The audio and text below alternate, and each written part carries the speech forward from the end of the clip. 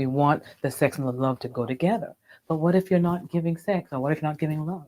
They're going to seek it somewhere else. And that may be a cause of infidelity, which we'll talk about again later on. But just know that this is something that we can do something about. If you openly communicate and you're willing to negotiate and give and take, you can reach a happy compromise where both of you can have what you both need. But it really is about giving and taking. Very important. Okay? Very sensitive topic. But just know that we can be monogamous if we put our heads to it, if we, forgive the pun, if we think about it and we really, really focus on what the partner needs, what your partner wants, okay? All right, so why do we cheat? Okay. There are many reasons, and I've done some research, and there's so many reasons I can't even, it's just all over the place. But I want to say a few things. First of all, you've got to know your partner's love language, okay? I'm not going to talk about it now. Go and look it up. Your love language of your partner, and your love language and your partner's love language. You got to know it. You've got to understand it. Please go and read up on that because it's something that will help you improve the relationship. Okay? So that's very, very important. The other thing I want to mention right now is that, you know, some people say that men exercise options, right?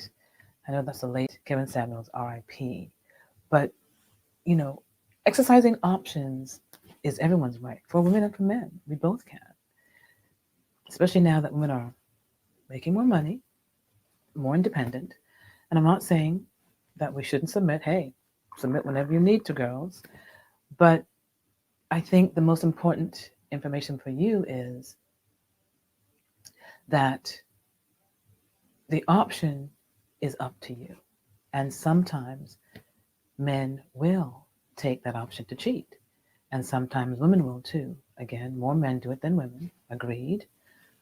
But I'm going to say this, and I know this is going to be controversial, but this is my take, my opinion.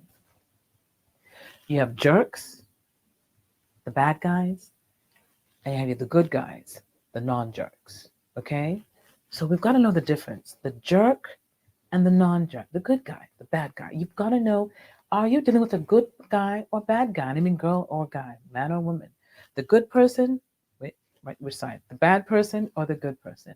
Who are you dealing with? You've got to know who you're dealing with to know whether you can even cope with this infidelity if it happens. And you really want to sometimes get prepared for that, right? You're going to know. You're going to know instinctively, right? So there are signs, we'll talk about that later on, signs of infidelity, right? But I want you to understand, first of all, why they do it. And the first thing you got to know is he a jerk or is he a non-jerk? Okay? Is he really someone that is not worth fighting for, or is he someone worth fighting